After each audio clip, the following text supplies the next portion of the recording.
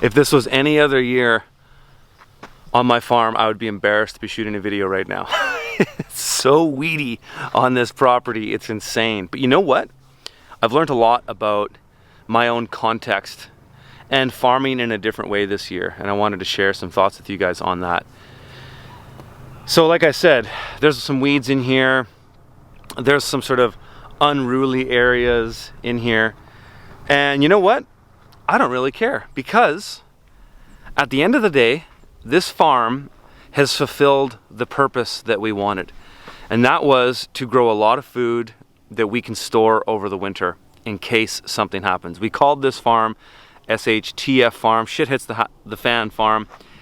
And I think it's been a success. It's done exactly what we wanted.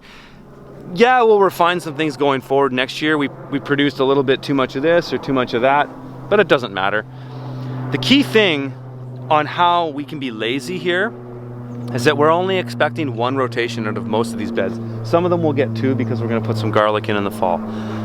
But they only get one rotation. So even just like how you can see here in this cabbage and celery area, we've got some lamb's quarter that's coming up, and if that isn't pulled within the next week or so, it's gonna shatter, and then all those seeds are gonna spread around.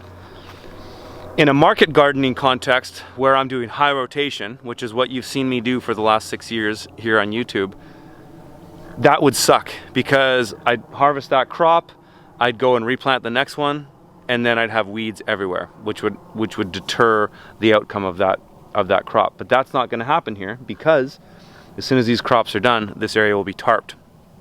And those weeds will germinate at some point, probably in the spring, and they'll burn off in that tarp. So it's not gonna hinder our production. The thing that's been really great about what we've done and how lazy we have been is that we've produced a ton of food with very little work. There's no more than 4 hours a week being spent on this farm. Once we had the preliminary work done and out of the way, you know, preparation of the original field, putting up a little fence for this is a half-acre area, 60 beds, 30 inches, 5 bed blocks of 12 each.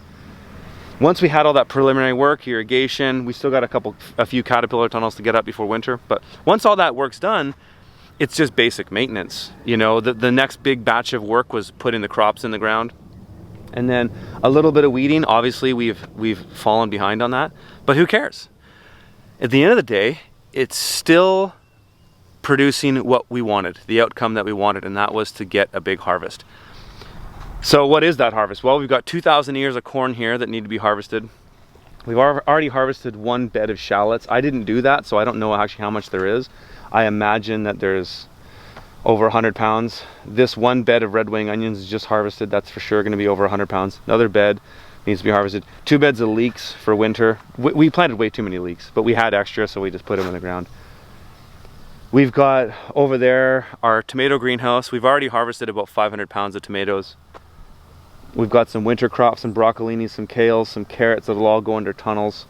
We've got a lot of those. We definitely grew way too much winter squash. I don't think we grew too much potatoes. We could probably do more of that next year, but we'll have hundreds of pounds. We're harvesting those right now. But the point I'm trying to make here is that this farm did exactly what we wanted it to do, and it wasn't a lot of work. Yeah, it doesn't look as slick as my previous farm, Green City Acres, but who cares? It's doing exactly what we need it to do, and that's the most important thing. And so what I hope people pull from this is that this isn't a lot of work. I know people, I've heard this thousands of times in the past years with my previous farm, is like, oh man, Curtis, that's awesome what you're doing, but holy crap, is it a lot of work? And that's partially true and it's partially not. Yeah, it's a lot of work, but if that's how you're making a good living and you love doing it and you're making some money doing it, well, that's life, right? But this isn't a lot of work. And there's a lot of people out there who should be growing. I would say everybody on earth right now should be close to a food supply. Maybe you don't have to grow it, but if you're watching this channel, that's probably what you're interested in. So I would encourage you to start. And it's not too late. Hopefully we don't go into some kind of food crisis this fall. I really and truly hope that that isn't the case. But I know there's people out there, and I see it in the comments. I hear people saying this, oh, we're all screwed anyways, so what's the point? Yeah, let those people have that attitude, and they can take that attitude to their grave. If you want to change and you want to do something and you want to take responsibility, then start. And it's actually not too late to start.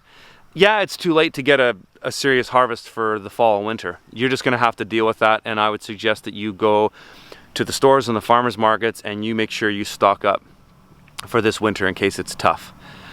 But you can still start actually developing a farm right now. You can go, and you don't even have to own the land. Yeah, I just bought 40 acres and I've got sort of another property I'm developing, which I'll be doing a lot more videos on soon.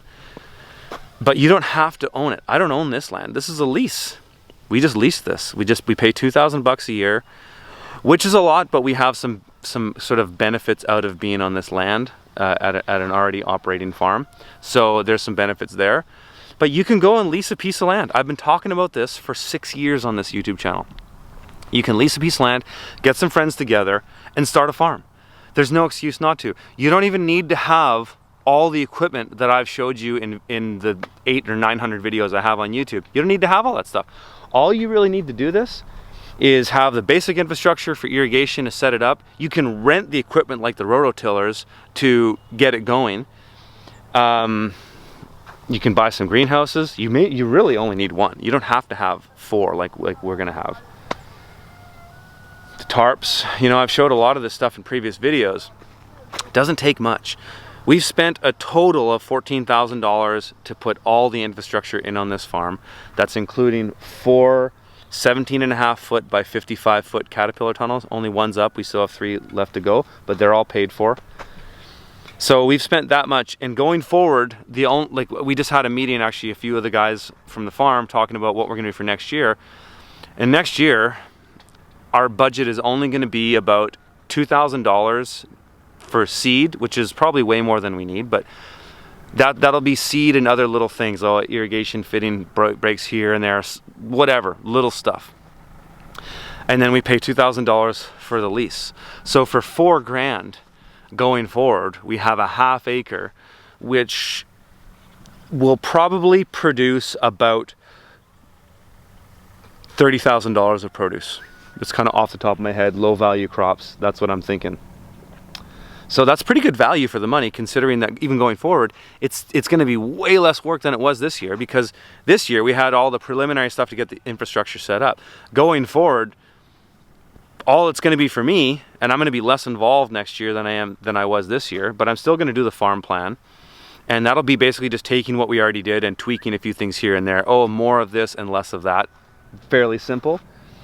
And it's going to be rotating these beds, but they're all in place, so that's easy. You don't have to worry about string lines or any of that stuff.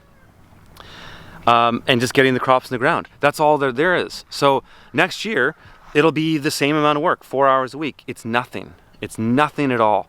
And you can do this on land you don't own. So I would really encourage people watching this who haven't done something like this yet to really get something in motion and make this happen. This crisis isn't going away. This whole, whatever you want to call it, it's all bullshit in my opinion. It's all a big scam, but it's not going away. They're gonna play this tape. They're gonna run this thing as long as they can. And this video isn't about why that is. I don't really care, but it is happening. And if you don't really start thinking about getting close to the resources you need to live on this planet, you might be in hard times. And so I really hope people take that message seriously and do something about it going forward. All right, guys, that's my message for today. If you want to see how this was all done step by step, it's all up at fromthefield.tv. Go there. I've vlogged everything I've ever done on this farm. So planting the irrigation, how I laid out this field, building these greenhouses from scratch, it's all there. So if you want to learn more about this farm, head over to fromthefield.tv. All right, guys, see you in the next video.